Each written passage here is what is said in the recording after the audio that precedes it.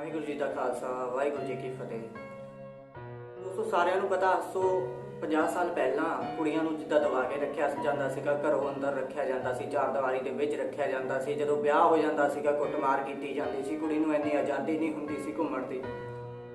ਅੱਜ ਦੇ ਟਾਈਮ ਅੰਦਰ ਸਾਨੂੰ ਜਿੱਥੇ ਸਿੱਧੇ ਸੱਚਾ ਗਿਆਨ ਜਿਹੜੀ ਕੋਈ ਸਮਝ ਜਿਵੇਂ ਜਿਵੇਂ ਡਿਵੈਲਪ ਹੋ ਰਹੀ ਹੈ, ਜਿਵੇਂ ਜਿਵੇਂ ਟੈਕਨੋਲੋਜੀ ਐਡਵਾਂਸ ਹੋ ਰਹੀ ਹੈ, ਉਵੇਂ ਉਵੇਂ ਜਿਹੜਾ ਹੈਗਾ ਸਾਡੇ ਜਿਹੜੇ ਇਨਸਾਨ ਹੈ ਉਹਦੇ ਬ੍ਰੇਨ 'ਚ ਵੀ ਸਮਝ ਸੁਰਤ ਵਿੱਚ ਵਸ ਕੇ ਤੇ ਅੱਗੇ ਉਹ ਗਰੋ ਅਪ ਹੋ ਰਿਹਾ। ਸਾਰੀ ਖੇਡ ਖੜੀ ਹੈ ਸਮਝ ਤੇ। ਜਿਹੜਾ ਬਾਬੇ ਨਾਨਕ ਦਾ ਗਿਆਨ ਸੀ, ਜਿਹੜੀ ਸਮਝ ਸੀ, ਜਿਹੜਾ ਰੱਬ ਸੀ, ਜਿਹਨੂੰ ਉਹ ਬਾਬਾ ਨਾਨਕ ਜੀ ਗੁਰੂ ਕਹਿੰਦੇ ਸੀ, ਉਹ ਸੀ ਸੱਚਾ ਗਿਆਨ। ਜਿਹੜਾ ਸੀ ਸਮਝ, ਜਿਹੜੀ ਸਾਨੂੰ ਜ਼ਿੰਦਗੀ ਜਿਉਣ ਦਾ ਨਵਾਂ ਤਰੀਕਾ ਦਿੰਦੀ ਸੀ, ਜ਼ਿੰਦਗੀ ਜਿਉਣ ਦਾ ਨਵਾਂ ਵਸੀਲਾ ਦਿੰਦੀ ਸੀ। ਪੁਜਾਰੀਆਂ ਵੱਲੋਂ ਉਰੇ ਤੇ ਪਰਦਾ ਪਾ ਕੇ ਆਪਣਾ ਐਸਾ ਰੱਬ ਘੜ ਕੇ ਸਾਨੂੰ ਸਮਾਜ ਨੂੰ ਦਿੱਤਾ ਗਿਆ, ਜਿਹੜਾ ਸਮਾਜ ਨਿਕੰਮਾ ਬਣਦਾ ਗਿਆ, ਸਮਾਜ ਨੂੰ ਵਿਹਲੜ ਬਣਾਉਂਦਾ ਗਿਆ, ਸਮਾਜ ਆਲਸੀ ਹੁੰਦਾ ਗਿਆ, ਸਮਾਜ ਵਿੱਚ ਗਲਤ ਐਕਟੀਵਿਟੀਆਂ, ਗਲਤ ਕੰਮ ਦਾ ਪ੍ਰਚਾਰ ਹੁੰਦਾ ਗਿਆ, ਜਿਹਦੇ ਨਾਲ ਸਿਰਫ ਆਮ ਲੋਕਾਂ ਦੇ ਵਿੱਚ ਡਰ ਪੈਦਾ ਹੁੰਦਾ ਸੀ।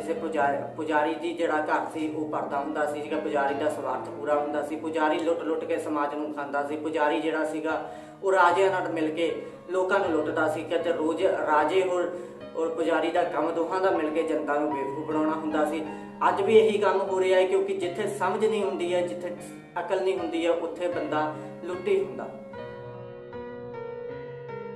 ਮੈਂ ਜਿਹੜੀ ਗੱਲ ਕਰ ਰਿਹਾ ਸੀਗਾ ਕਿ ਅੱਜ ਦੇ ਟਾਈਮ ਅੰਦਰ ਜਿਹੜੀਆਂ ਕੁੜੀਆਂ ਇੰਨੀਆਂ ਪੜ੍ਹ ਲਿਖ ਗਈਆਂ ਅੱਗੇ ਤੇ ਅੱਗੇ ਹਾਈ, ਜਿੱਥੇ ਅੱਜ ਤੋਂ 50 ਸਾਲ ਪਹਿਲਾਂ ਜਿੱਥੇ ਅਸੀਂ ਗੱਲ ਕਰਦੇ ਹਾਂ, ਅੱਜ ਤੋਂ 30 ਸਾਲ ਪਹਿਲਾਂ ਜਿੱਥੇ ਕੁੜੀਆਂ ਸਿਰਫ ਚਾਰ ਦੀਵਾਰੀਆਂ ਦੇ ਵਿੱਚ ਹੀ ਬੰਦ ਹੁੰਦੀ ਸੀ, ਅੱਜ ਦੇ ਟਾਈਮ ਅੰਦਰ ਸਿਰਫ ਕੁੜੀਆਂ ਚਾਰ ਦੀਵਾਰੀਆਂ 'ਚ ਬੰਦ ਨਹੀਂ, ਘਰ ਦਾ ਕੰਮ ਕਰਨੇ ਤੱਕ ਹੀ ਸੀਮਿਤ ਨਹੀਂ, ਬੱਚਾ ਪੈਦਾ ਕਰਨ ਤੱਕ ਹੀ ਸੀਮਿਤ ਨਹੀਂ, ਵਿਆਹ ਕਰਾਉਣ ਤੱਕ ਹੀ ਸੀਮਿਤ ਨਹੀਂ, ਅੱਗੇ ਤੇ ਅੱਗੇ ਬੜੀ ਤੇ ਬੜੀ ਪੋਸਟ ਤੇ ਪਹੁੰਚ ਕੇ ਆਪਣੀ ਜ਼ਿੰਦਗੀ ਨੂੰ ਸਕਸੈਸਫੁਲ ਬਣਾਉਣਾ, ਆਪਣੀ ਜ਼ਿੰਦਗੀ ਨੂੰ ਕਾਮਯਾਬ ਬਣਾਉਣਾ ਤੇ ਹੋਰ ਵੀ ਕੁੜੀਆਂ ਨੂੰ, ਹੋਰਾਂ ਨੂੰ ਵੀ ਮੋਟੀਵੇਟ ਕਰਨੇ ਦਾ ਕੰਮ ਕਰ ਰਹੀਆਂ। ਸਾਡਾ ਜਿਹੜਾ ਗੁਰਬਾਣੀ ਗੁਰੂ ਗ੍ਰੰਥ ਸਾਹਿਬ ਜੀ ਦਾ ਸਾਨੂੰ ਜਿਹੜਾ ਧਰਮ ਗੁਰੂ ਨਾਨਕ ਦੇਵ ਜੀ ਦੇ ਗਏ ਸੀ, ਉਹ ਇਹੀ ਸੀ ਕਿ ਤੁਸੀਂ ਆਪਣੀ ਜ਼ਿੰਦਗੀ ਦੇ ਵਿੱਚ ਗਰੋ ਅਪ ਹੋਵੋ। ਗਤੀਸ਼ੀਲ ਬਣਨਾ ਚਾਹੀਦਾ ਸੀਗਾ ਬੰਦਾ, ਆਪਣੀ ਜ਼ਿੰਦਗੀ 'ਚ ਗਤੀਸ਼ੀਲ ਬਣ ਕੇ ਆਪਣੀ ਜ਼ਿੰਦਗੀ 'ਚ ਮਕਸਦ ਨੂੰ ਹਾਸਿਲ ਕਰਕੇ ਜ਼ਿੰਦਗੀ ਨੂੰ ਵਧੀਆ ਬਣਾ ਕੇ ਆਪਣੀ ਜ਼ਿੰਦਗੀ ਜੀਣ ਦਾ ਤਰੀਕਾ ਹੋਣਾ ਚਾਹੀਦਾ ਸੀ, ਜਿਹਦੇ ਨਾਲ ਹੋਰ ਵੀ ਲੋਕਾਂ ਨੂੰ ਸਮਝ ਆਏ ਕਿ ਜ਼ਿੰਦਗੀ ਕਿਵੇਂ ਜੀਵੀ ਜਾ ਸਕਦੀ ਹੈ।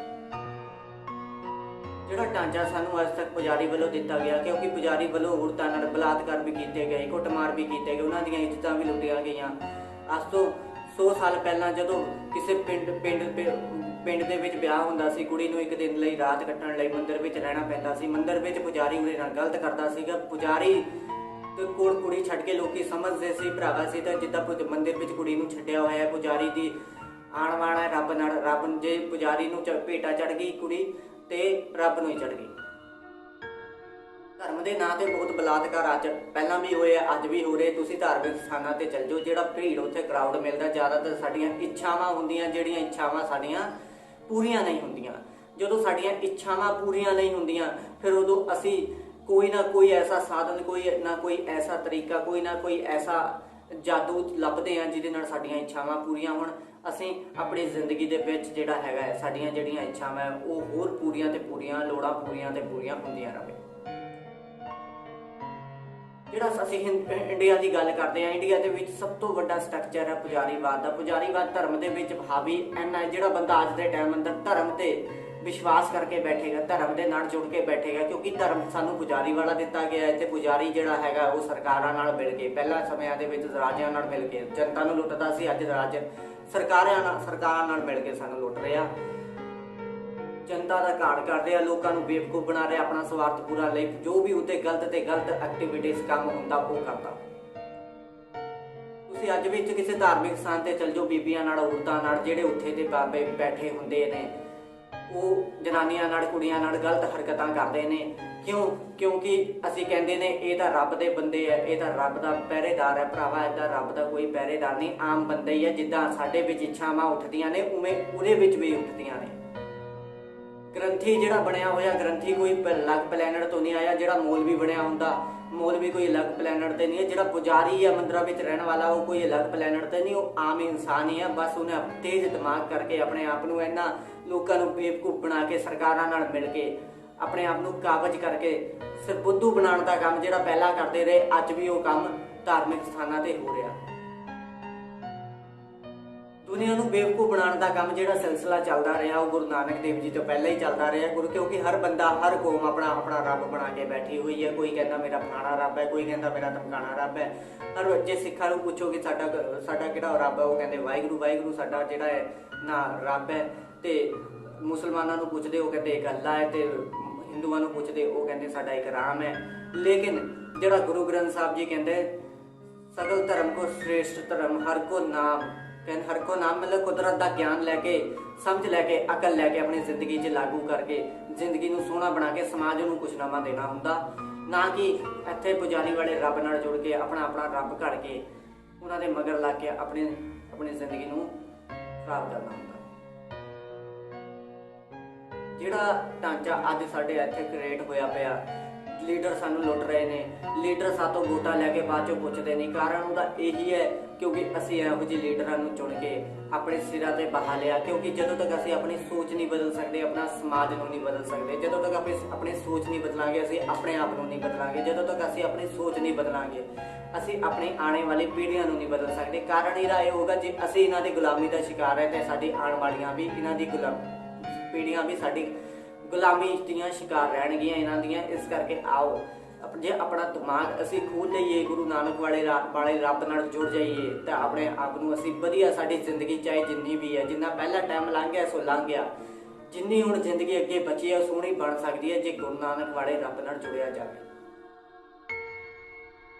ਪੁਜਾਰੀ ਵਾਲੇ ਰੱਬ ਨਾਲ ਜੁੜ ਕੇ ਜਿਹੜੀਆਂ ਵੀ ਸਾਡੇ ਇੱਕ ਤਾਂ ਸਾਡੀਆਂ ਜਿਵੇਂ ਇੱਛਾਵਾਂ ਬਹੁਤ ਹੈ, ਉਹ ਇੱਛਾ ਦੀ ਪੂਰਤੀ ਦੇ ਲਈ ਕੋਈ ਗੱਡੀ ਮੰਗਦਾ, ਕੋਈ ਪੁੱਤ ਮੰਗਦਾ, ਕੋਈ ਘਰ ਮੰਗਦਾ, ਕੋਈ ਪੈਸਾ ਮੰਗਦਾ, ਕੋਈ ਕੁਛ ਚੀਜ਼ ਮੰਗਦਾ ਕਿ ਮੈਨੂੰ ਇਹ ਦੇ ਦੇ। ਤੁਸੀਂ ਕਦੇ ਸੋਚਿਆ ਜਿਸ ਬੰਦੇ ਕੋਲ ਇੱਕ ਮਰਸਿਡੀ ਹੈ, ਜਿਹਨੇ ਇੱਕ ਮਰਸਿਡੀ ਖਰੀਦੀ ਹੈ, ਕੰਪਨੀ ਉਹੀ ਮਰਸਿਡੀ 1 ਘੰਟੇ ਦੇ ਵਿੱਚ ਕਿੰਨੀਆਂ ਕੱਢ ਦਿੰਦੀ ਹੋਣੀ ਹੈ। ਜਿਹੜੀ ਕੰਪਨੀ BMW ਕਾਰ ਬਣਾ ਰਹੀ ਹੈ, ਜੇ ਕੋਈ ਬੰਦਾ BMW ਕਾਰ ਖਰੀਦਦਾ, ਉਹੀ ਕੰਪਨੀ 1 ਘੰਟੇ ਦੇ ਵਿੱਚ BMW ਕਿੰਨੀਆਂ ਕਾਰਾਂ ਕੱਢ ਦਿੰਦੀ ਹੈ। ਇਹਦਾ ਕਾਰਨ ਇਹ ਹੈ ਕਿਉਂਕਿ ਸੱਚਾ ਜਿਹੜਾ ਗਿਆਨ ਹੈ, ਸਮਝ ਹੈ, ਜਿਹੜੀ ਹਰ ਚੀਜ਼ ਦੀ ਇਨਫੋਰਮੇਸ਼ਨ ਹੈ, ਜਿਹੜਾ ਗਿਆਨ ਹੈ, ਉਹ ਜਦੋਂ ਜ਼ਿੰਦਗੀ 'ਚ ਲਾਗੂ ਕਰਕੇ ਅਸੀਂ ਅੱਗੇ ਵਧਦੇ ਹਾਂ ਤਾਂ ਸਮਾਜ ਨੂੰ ਅਸੀਂ ਕੁਛ ਨਾ ਕੁਛ ਨਵਾਂ ਕਰਕੇ ਦਿੰਦੇ ਹਾਂ। ਜਿਹੜੀ ਕੰਪਨੀਆਂ ਗੱਡੀਆਂ ਬਣਾ ਰਹੀਆਂ ਉਹ ਸਮਾਜ ਨੂੰ ਕੁਛ ਨਵਾਂ ਤੇ ਨਵਾਂ ਕਰਕੇ ਦੇ ਰਹੀਆਂ। ਅਸੀਂ ਐਵੇਂ ਇੱਕ ਗੱਡੀ ਖਰੀਦ ਕੇ ਮਾਣ ਕਰਦੇ ਹਾਂ ਕਿ ਭਰਾਵਾ ਮੇਰੇ ਕੋਲ ਤਾਂ ਇੰਨੀ ਮਹਿੰਗੀ ਗੱਡੀ ਹੈ। ਜਿਹੜੇ ਬੰਦੇ ਦੇ ਦਿਮਾਗ 'ਚੋਂ ਘਰ ਦਾ ਨਕਸ਼ਾ ਬਣਾਇਆ ਹੋਇਆ ਨਿਕਲਿਆ ਹੁੰਦਾ, ਉਹ ਇਹੋ ਜਿਹੇ ਨਕਸ਼ੇ ਪਤਾ ਨਹੀਂ ਕਿਵੇਂ ਕਮਾਲ ਦੇ ਬਣਾ ਸਕਦਾ। ਅਸੀਂ ਇੱਕ ਨਕਸ਼ਾ ਬਣਵਾ ਕੇ ਆਪਣੇ ਆਪ ਨੂੰ ਹੰਕਾਰੀ ਬਣੇ ਫਿਰਦੇ ਹਾਂ ਕਿ ਅਸੀਂ ਪਤਾ ਨਹੀਂ ਕੀ ਬਣਵਾ ਲਿਆ। ਸਮਾਜ ਦੇ ਵਿੱਚ ਜੋ ਵੀ ਅੱਜ ਦੇ ਸਮੇਂ ਦੇ ਵਿੱਚ ਨਵਾਂ ਹੋ ਰਿਹਾ, ਖਾਸ ਕਰਕੇ ਇੰਡੀਆ ਦੇ ਵਿੱਚ ਜੋ ਵੀ ਅੱਜ ਤੋਂ 50 ਸਾਲ ਤੱਕ ਜੋ ਡਿਵੈਲਪ ਹੋਇਆ ਹੈ, ਉਹ ਹੋਇਆ ਸੱਚੇ ਗਿਆਨ ਨਾਲ। ਉਹ ਗੱਲ ਵੱਖਰੀ ਹੈ ਜਿਹੜੇ ਪੁਜਾਰੀ ਬਿਰਤੀ ਵਾਲੇ ਲੋਕ ਨੇ, ਉਹ ਸਿਰਫ ਧੰਦਾ ਕਰ ਰਹੇ ਨੇ, ਉਹ ਸਿਰਫ ਆਮ ਨੂੰ ਲੋਕਾਂ ਨੂੰ ਲੁੱਟ ਕੇ ਖਾ ਰਹੇ। ਜਿਹੜੇ ਕਹਿੰਦੇ ਨੇ ਧਰਮ ਦੇ ਨਾਂ ਤੇ ਅਸੀਂ ਤਾਂ ਸਿੱਖ ਕੌਮ ਦੀ ਸੇਵਾ ਕਰਨੇ ਆ, ਅਸੀਂ ਤਾਂ ਠੇਕਾ ਲਿਆ ਹੋਇਆ ਸੇਵਾ ਕਰਨ ਦਾ। ਭਰਾਵਾ ਗੁਰੂ ਨਾਨਕ ਹੈ ਜਿਹੜਾ, ਉਹ ਸਿਰਫ ਸਾਡਾ ਹੀ ਹੈ, ਹੋਰ ਕਿਸੇ ਦਾ ਨਹੀਂ ਹੈ। ਜਿਹੜਾ ਗਿਆਨ ਹੈ, ਜਿਹੜੀ ਸਮਝ ਹੈ, ਉਹ ਸਿਰਫ ਸਾਡੀ ਹੈ, ਹੋਰ ਕਿਸੇ ਦੀ ਨਹੀਂ ਹੈ। ਇਹੋ ਜਿਹੇ ਲੋਕ ਜੇ ਪੁੱਛਿਆ ਗਿਆਨ ਤੇਰੇ ਬਾਪ ਦਾ ਨਹੀਂ ਹੈ, ਗਿਆਨ ਨਾ ਮੇਰਾ ਹੈ ਨਾ ਤੇਰਾ, ਇਹ ਸਾਂਝਾ ਹੈ। ਗੁਰੂ ਨਾਨਕ ਦੇਵ ਜੀ ਨੇ ਜਿਹੜਾ ਗਿਆਨ ਦਿੱਤਾ, ਜਿਹੜਾ ਰੱਬ ਦਿੱਤਾ, ਉਹ ਸਭਨਾਂ ਦਾ ਸਾਂਝਾ ਹੈ, ਬਰਾਬਰ ਹੈ। ਉਹਨੂੰ ਕੋਈ ਵੀ ਸਮਝ ਕੇ ਆਪਣੀ ਜ਼ਿੰਦਗੀ ਨੂੰ ਸੋਹਣਾ ਬਣਾ ਸਕਦਾ। ਸਮਾਜ ਨੂੰ ਸੋਹਣਾ ਬਣਾਉਣ ਤੋਂ ਪਹਿਲਾਂ ਆਪਣੀ ਜ਼ਿੰਦਗੀ ਨੂੰ ਸੋਹਣਾ ਬਣਾਉਣਾ ਹੁੰਦਾ, ਆਪਣੇ ਆਪ ਨੂੰ ਵਧੀਆ ਬਣਾ ਕੇ ਆਪਣੀ ਜ਼ਿੰਦਗੀ ਨੂੰ ਸੋਹਣਾ ਬਣਾ ਕੇ ਅੱਗੇ ਵਧਣਾ ਹੁੰਦਾ।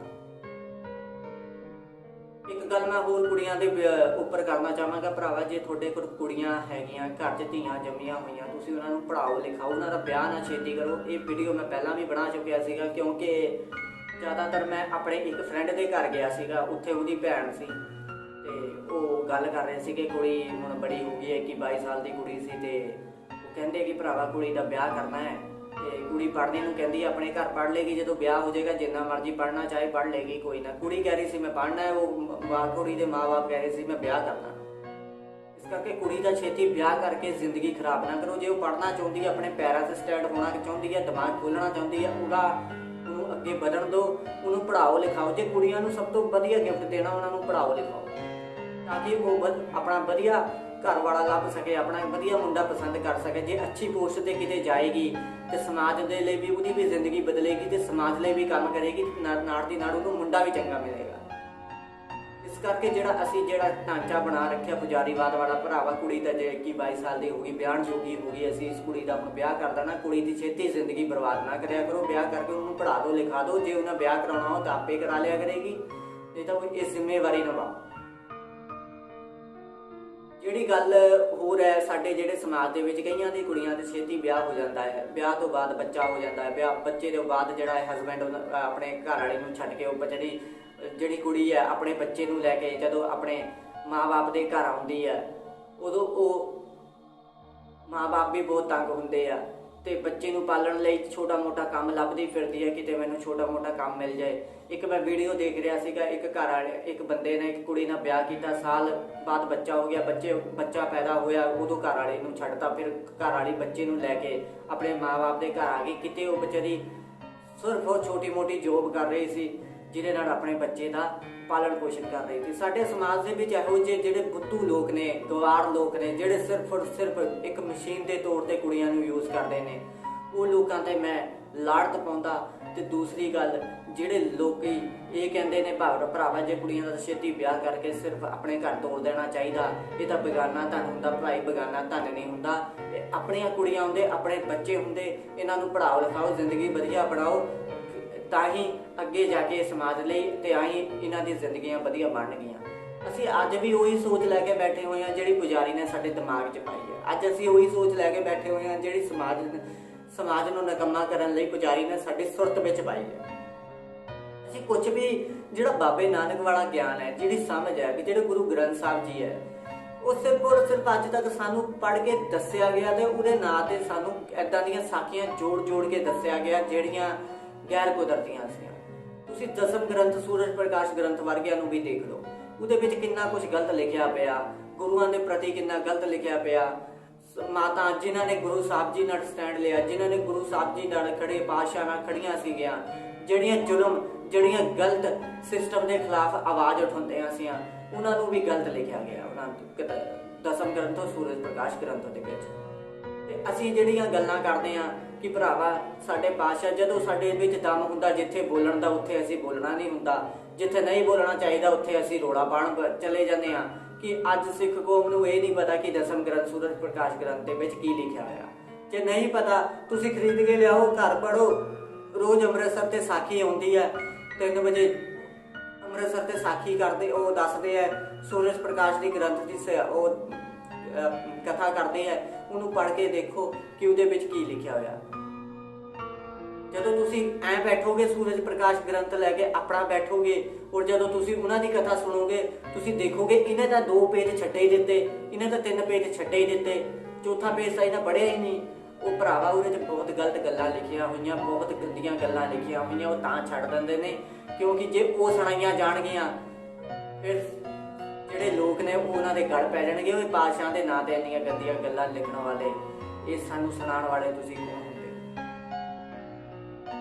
ਸਾਡਾ ਜਿਹੜਾ ਸਮਾਜ ਦਾ ਢਾਂਚਾ ਹੈ, ਜਿਹੜਾ ਇੱਥੇ ਬੋਲਦਾ ਵੀ ਹੈ, ਜਿਹੜਾ ਸਟੈਂਡ ਲੈ ਵੀ ਜਾਂਦਾ ਹੈ, ਲੋਕੀ ਇਹ ਸੋਚਦੇ ਨੇ ਭਰਾਵਾ ਇਹਦਾ ਕੋਈ ਨਾ ਕੋਈ ਸਵਾਰਥ ਹੋਏਗਾ, ਇਹ ਤਾਂ ਆਪਣੇ ਸਵਾਰਥ ਲਈ ਖੜਾ ਹੋਇਆ।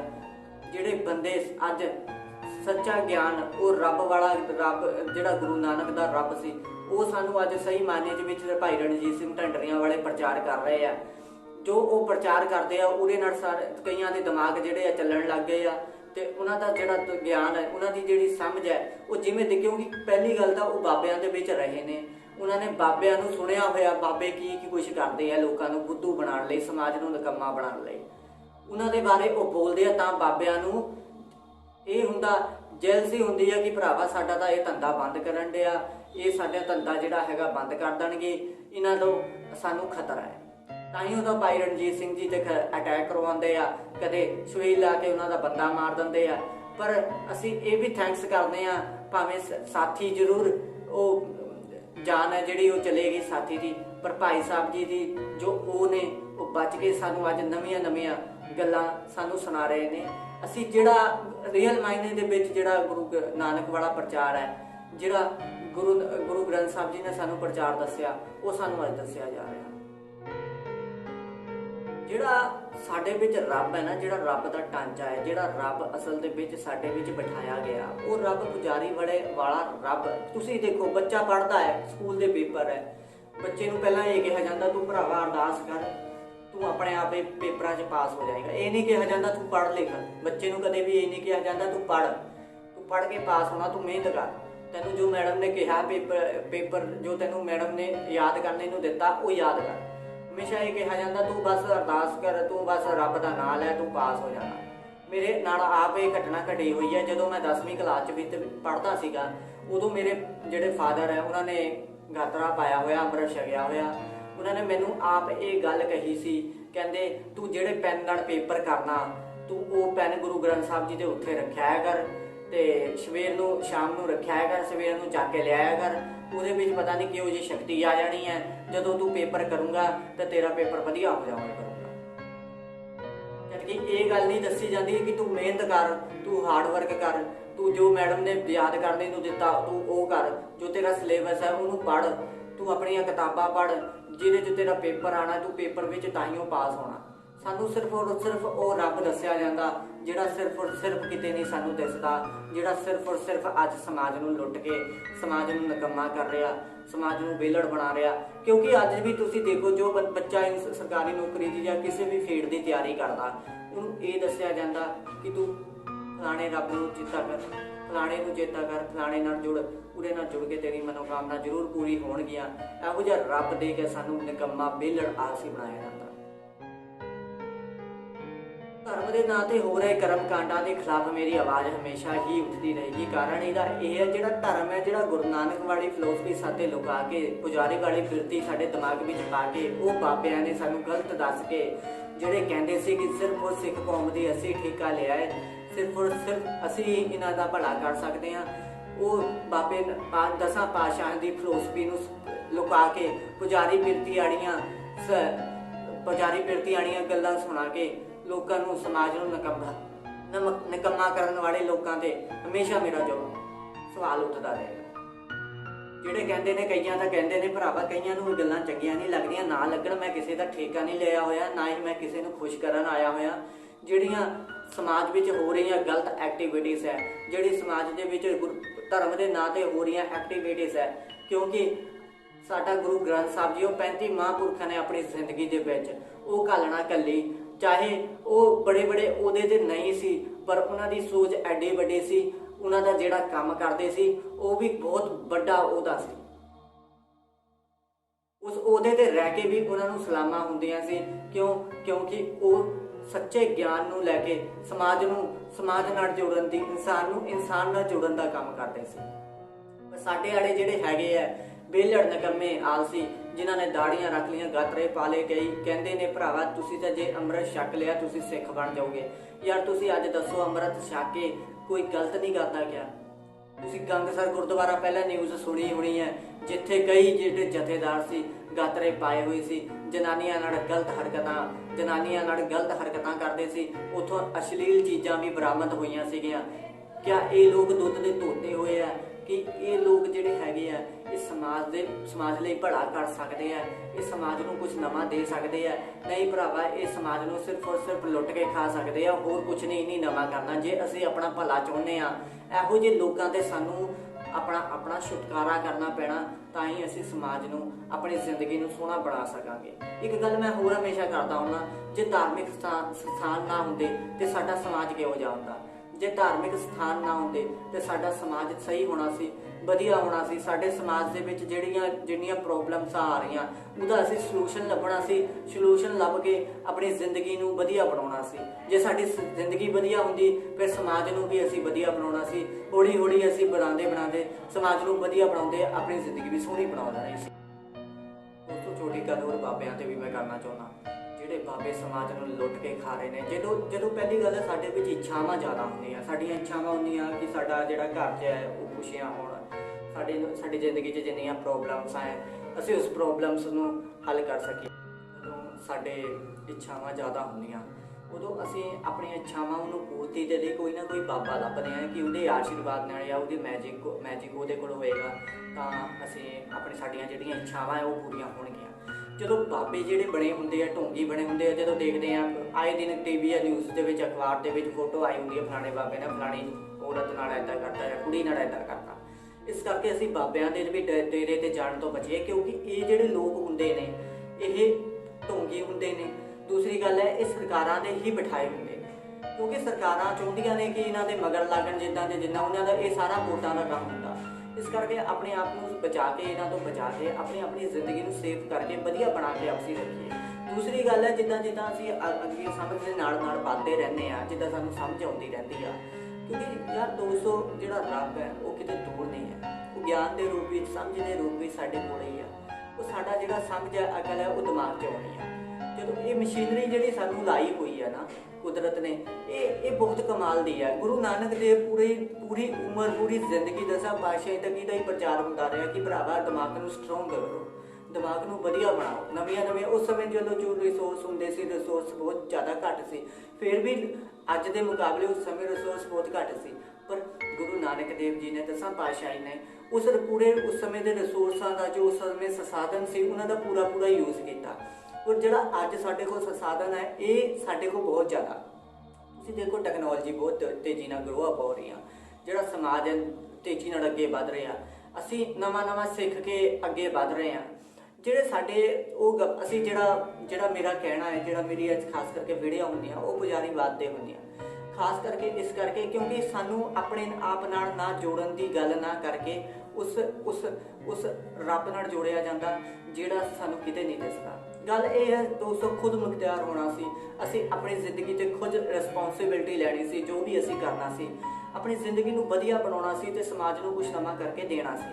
ਅੱਜ ਅਸੀਂ ਜਿਹੜੇ ਕੈਨੇਡਾ, ਅਮਰੀਕਾ ਇਸ ਕਰਕੇ ਜਾਂਦੇ ਹਾਂ, ਅਸੀਂ ਉੱਥੇ ਨਹੀਂ ਦੇਖਦੇ ਯਾਰ ਗੋਰਿਆਂ ਨੇ ਆਪਣੀ ਜ਼ਿੰਦਗੀ ਕਿੰਨੀ ਵਧੀਆ ਬਣਾ ਰੱਖੀ, ਉਹਨਾਂ ਨੇ ਕੰਟਰੀਆਂ ਕਿੰਨੀ ਸੋਹਣੀਆਂ ਬਣਾ ਰੱਖੀਆਂ। ਨਾ ਸਾਨੂੰ ਬੋਲਣ ਦਾ ਚੱਜ ਹੈ, ਨਾ ਸਾਨੂੰ ਖਾਣ ਦਾ ਚੱਜ ਹੈ, ਨਾ ਬੈਠਣ ਦਾ ਚੱਜ ਹੈ, ਨਾ ਕੱਪੜੇ ਪਾਉਣ ਦਾ ਚੱਜ ਹੈ, ਨਾ ਕੰਮ ਕਰਨ ਦਾ ਚੱਜ ਹੈ, ਨਾ ਸਾਡੇ ਕੋਲ ਕਿਤੇ ਟਾਈਮ 'ਤੇ ਜਾਣ ਦਾ, ਪਹੁੰਚਣ ਦਾ ਚੱਜ ਹੈ। ਮੈਂ ਕੱਲ ਵੀਡੀਓ ਦੇਖ ਰਿਹਾ ਤਾਂ ਇੱਕ ਬੰਦੇ ਦੀ, ਮੈਂ ਨਾਂ ਨਹੀਂ ਲਊਂਗਾ ਉਹਦਾ, ਲੇਕਿਨ ਉਹ ਬੰਦੇ ਦੀ ਵੀਡੀਓ 'ਚ ਉਹ ਆਪਣੀ ਗੱਲ ਦੱਸ ਰਿਹਾ ਸੀ। ਕਹਿੰਦਾ ਅਸੀਂ ਥੋੜ੍ਹਾ ਲੇਟ ਹੀ ਜਾਈਦਾ ਕਿਉਂਕਿ ਟਾਈਮ 'ਤੇ ਸਾਨੂੰ ਚੰਗਾ ਨਹੀਂ ਲੱਗਦਾ ਜਾਣਾ। ਕਈ ਜਿਹੜੀਆਂ ਮਨੋਤਾਂ ਸੀ, ਜਿਹੜੇ ਬਣਾ ਕੇ ਬੈਠੇ ਹੋਏ ਆ ਪੁਜਾਰੀਵਾਦ ਵਾਲੀਆਂ, ਉਹ ਜਿਹੜੀਆਂ ਹੈਗੀਆਂ ਉਹ ਸਿਰਫ ਔਰ ਸਿਰਫ ਸਾਨੂੰ ਡਿਪੈਂਡ ਕਰ ਰਹੀਆਂ। ਉਹ ਸਾਨੂੰ ਕੁਝ ਨਵਾਂ ਨਹੀਂ ਕਰਕੇ ਦੇ ਰਹੀਆਂ, ਉਹ ਸਾਡਾ ਹੀ ਟਾਈਮ ਜਾਇਆ ਕਰਕੇ, ਸਾਡਾ ਹੀ ਨੁਕਸਾਨ ਕਰਕੇ, ਸਾਡਾ ਹੀ ਜਿਹੜਾ ਹੈਗਾ ਟਾਈਮ ਨੂੰ ਖਰਾਬ ਕਰਕੇ, ਸਾਨੂੰ ਹੀ ਕਹਿੰਦੇ ਆ ਨਾ, ਜੋ ਖੱਡਾ ਖੋਦਾ ਉਹੀ ਗਿਰਦਾ, ਉਹ ਸਾਨੂੰ ਹੀ ਖੱਡੇ 'ਚ ਘੇਰ ਰਹੀਆਂ। ਇਸ ਕਰਕੇ ਅਸੀਂ ਉਹ ਤੋਂ ਬਚ ਕੇ ਆਪਣੇ ਆਪ ਨੂੰ ਵਧੀਆ ਬਣਾਉਣਾ। ਉਹਦਾ ਕਾਰਨ ਇਹ ਹੈ, ਜਦੋਂ ਅੱਜ ਜਿਹੜੇ ਬੱਚੇ ਆ, ਜੋ ਤੁਸੀਂ ਕਰ ਸਕਦੇ ਹੋ, ਪੜ੍ਹ ਲਿਖ ਸਕਦੇ ਹੋ, ਆਪਣੀ ਜ਼ਿੰਦਗੀ ਵਿੱਚ ਪੜ੍ਹ ਕੇ ਅੱਗੇ ਤੇ ਅੱਗੇ ਵਧੋ। ਤੁਸੀਂ ਖੜੋ ਨਾ, ਬਸ ਕਿਤੇ ਵੀ ਖੜੇ ਨਾ। ਮੈਂ ਗੱਲ ਸੁਣ ਰਿਹਾ ਸੀ, ਇੱਕ ਕਪੂਰ ਨਾਂ ਦੇ ਬੰਦੇ ਹੈ, ਉਹ ਬੰਦਾ ਹੈ, ਉਹ ਮਤਲਬ ਉਹ ਕਹਿ ਰਹੀ ਸੀ ਮੈਂ 34 ਏਜ ਤੱਕ ਮੈਂ ਪੜ੍ਹਦਾ ਰਿਹਾ, 34 ਸਾਲ ਤੱਕ ਮੈਂ ਐਗਜ਼ਾਮ ਹੀ ਦਿੰਦਾ ਰਿਹਾ। ਕਹਿਣ ਦਾ ਮਤਲਬ ਪੜ੍ਹਾਈ ਦੇ ਨਾਲ ਜਦੋਂ ਮੈਂ ਉਹਨਾਂ ਦੀਆਂ ਗੱਲਾਂ ਸੁਣੀਆਂ, ਉਹਨਾਂ ਨੂੰ ਦੇਖਿਆ, ਇਹ ਬੰਦੇ ਐਜੂਕੇਸ਼ਨ ਦੇ ਥਰੂ ਆਪਣਾ ਦਿਮਾਗ ਚਲਾ ਲੈਂਦੇ ਆ, ਇਹਦੇ 'ਚ ਕੋਈ ਸ਼ੱਕ ਨਹੀਂ। ਕਈਆਂ ਦਾ ਜਿਹੜਾ ਬਾਬਾ ਨਾਨਕ ਸਾਨੂੰ ਜੋ ਵਿਗਿਆਨ ਦੇ ਗਿਆ, ਸਮਝ ਦੇ ਗਿਆ, ਉਸ ਸਮੇਂ ਸਟਰਕਚਰ ਧਰਮ ਦਾ ਬੋਲਬਾਲਾ ਬਹੁਤ ਸੀ। ਜਿਹੜਾ ਹਿੰਦੁਸਤਾਨ ਦੇ ਵਿੱਚ ਧਰਮ ਦੇ ਨਾਂ 'ਤੇ ਬਹੁਤ ਕੁਝ ਹੁੰਦਾ ਸੀ। ਫਿਰ ਗੁਰੂ ਨਾਨਕ ਦੇਵ ਜੀ ਨੇ ਇਹੋ ਜਿਹਾ ਸੁਣਿਆ ਜਿਹਦੇ ਵਿੱਚ ਸਮਾਜ ਵਧੀਆ ਬਣ ਸਕੇ, ਸਮਾਜ ਨੂੰ ਸਮਾਜ ਨਾਲ ਜੋੜਨ ਲਈ, ਇਨਸਾਨ ਨੂੰ ਇਨਸਾਨ ਨਾਲ ਜੋੜਨ ਲਈ ਉਹਨਾਂ ਨੇ ਉਹ ਰੱਬ ਦਿੱਤਾ, ਜਿਹੜਾ ਉਹ ਸਮਝ ਦਿੱਤੀ, ਉਹ ਅਕਲ ਦਿੱਤੀ, ਉਹ ਗਿਆਨ ਦਿੱਤਾ, ਜਿਹਦੇ ਨਾਲ ਲੋਕ ਜਿਹੜੇ ਹੈ ਉਹ ਜ਼ਿੰਮੇਵਾਰੀਆਂ ਆਪਣੇ ਮੋਢੇ 'ਤੇ ਲੈ ਸਕਣ, ਉਹਨਾਂ ਦੀ ਜ਼ਿੰਦਗੀ ਵਧੀਆ ਬਣ ਸਕੇ, ਉਹ ਆਪਣੀਆਂ ਰਿਸਪੌਂਸਿਬਿਲਿਟੀਆਂ ਨੂੰ ਪੂਰਾ ਕਰ ਸਕਣ। ਇਸ ਕਰਕੇ ਜਿਹੜਾ ਭਾਸ਼ਾ ਤੋਂ ਜਾਣ ਤੋਂ ਬਾਅਦ ਜਿਹੜੀ ਸਾਡੇ ਸਿਰ ਉੱਤੇ ਮੜੀ ਗਈ ਹੈ ਪੁਜਾਰੀਵਾਦ, ਉਹਨੇ ਸਾਡਾ ਪੱਠਾ ਬਿਠਾ ਕੇ ਰੱਖਤਾ, ਉਹਨੇ ਸਮਾਜ ਨੂੰ ਨਕੰਮਾ ਕਰਕੇ ਰੱਖਤਾ, ਉਹਨੇ ਸਮਾਜ ਨੂੰ ਵਿਹਲੜ ਬਣਾ ਕੇ ਰੱਖਤਾ, ਉਹਨੇ ਸਮਾਜ ਦਾ ਜਿਹੜਾ ਹੈਗਾ ਨੁਕਸਾਨ ਕੀਤਾ ਪੂਰਾ ਰੱਜ ਕੇ। ਇਸ ਕਰਕੇ ਜਿਹੜਾ ਹੈਗਾ ਸਾਡੇ ਸਮਾਜ ਦਾ ਜਿਹੜਾ ਢਾਂਚਾ ਹੈ, ਮੈਂ ਇੰਡੀਆ ਦੀ ਗੱਲ ਕਰਦਾ, ਤਾਈਆਂ ਤਾਂ ਸਾਨੂੰ ਇੱਥੇ ਨੌਕਰੀ ਨਹੀਂ ਮਿਲਦੀ ਛੇਤੀ, ਕਿਉਂਕਿ ਇੱਕ ਤਾਂ ਅਸੀਂ ਪੈਸੇ ਦੇ ਕੇ ਨੌਕਰੀ ਲੱਗੇ ਹੁੰਦੇ ਆ, ਫਿਰ ਉਹਦੇ ਬਾਅਦ ਜਿਹੜੇ ਬੰਦੇ ਨੇ ਪੈਸੇ ਦੇ ਕੇ ਨੌਕਰੀ ਲੱਗਿਆ ਹੋਏਗਾ, ਉਹ ਬੰਦਾ ਪਹਿਲੇ ਆਪਣੇ ਪੈਸੇ ਪੂਰੇ ਕਰੇਗਾ ਕਿ ਸਮਾਜ ਲਈ ਕੰਮ ਕਰੇਗਾ। ਇਸ ਕਰਕੇ ਜਿਹੜਾ ਬੰਦਾ ਜੇ ਅਸੀਂ ਆਪਣੀ ਮਿਹਨਤ ਕਰਕੇ ਜੋ ਵੀ ਕੁਝ ਕਰ, ਯਾਰ ਜਿਹੜਾ ਬੰਦੇ ਨੂੰ ਕੁਕਿੰਗ ਦੇ ਵਿੱਚ ਸਵਾਦ ਹੁੰਦਾ, ਕਿ ਉਹ ਬੰਦਾ ਕੁਕਿੰਗ ਦੇ ਵਿੱਚ ਅੱਗੇ ਨਹੀਂ ਜਾ ਸਕਦਾ। ਅੱਜ ਦੇ ਟਾਈਮ ਜਿਹੜਾ ਬੰਦਾ ਸਿੰਗਿੰਗ ਦੇ ਵਿੱਚ ਸਵਾਦ ਹੁੰਦਾ, ਕਿ ਉਹ ਸਿੰਗਿੰਗ ਕਰਕੇ ਅੱਗੇ ਨਹੀਂ ਜਾ ਸਕਦਾ। ਜਿਹੜਾ ਬੰਦਾ ਅੱਜ ਦੇ ਟਾਈਮ ਡਾਂਸਰ ਬਣਨਾ ਚਾਹੁੰਦਾ, ਕਿ ਉਹ ਡਾਂਸਰ ਬਣ ਕੇ ਅੱਗੇ ਨਹੀਂ ਜਾ ਸਕਦਾ। ਇਹ ਤੁਹਾਡੇ ਕੋਲ ਕੋਈ ਵੀ ਸਕਿੱਲ ਹੈ, ਤੁਹਾਡੇ ਕੋਲ ਕੋਈ ਵੀ ਟੈਲੈਂਟ ਹੈ, ਆਪਣੇ ਟੈਲੈਂਟ ਨੂੰ ਲੁਕੋ ਕੇ ਨਾ ਰੱਖੋ। ਇਹ ਨਾ ਸੋਚੋ ਸਾਨੂੰ ਧਰਮ ਨੇ ਤਾਂ ਮਨਾ ਕੀਤਾ, ਧਰਮ 'ਚ ਅਸੀਂ ਇੱਦਾਂ ਨਹੀਂ ਕਰ ਸਕਦੇ। ਨਹੀਂ, ਜੋ ਵੀ ਤੁਹਾਡੇ ਕੋਲ ਟੈਲੈਂਟ ਹੈ, ਬਾਬੇ ਨਾਨਕ ਦਾ ਗਿਆਨ ਕਹਿੰਦਾ, ਜੋ ਵੀ ਤੁਹਾਡੇ ਕੋਲ ਟੈਲੈਂਟ ਹੈ ਉਹਨੂੰ ਅੱਗੇ ਲੈ ਕੇ ਆਓ, ਉਹਨੂੰ ਲੁਕੋ ਕੇ ਨਾ ਰੱਖੋ, ਉਹਨੂੰ ਤੁਸੀਂ ਉੱਥੇ ਦੇ ਉੱਥੇ ਸੀਮਿਤ। ਜੇ ਤੁਸੀਂ ਆਪਣੀ ਜ਼ਿੰਦਗੀ ਸੋਹਣੀ ਬਣਾਓਗੇ ਤਾਂ ਹੀ ਤਾਂ ਤੁਸੀਂ ਦੂਜੇ ਲਈ ਕੁਝ ਕਰ ਸਕੋਗੇ, ਤਾਂ ਹੀ ਤੁਸੀਂ ਸਮਾਜ ਲਈ ਕੁਝ ਕਰ ਸਕੋਗੇ।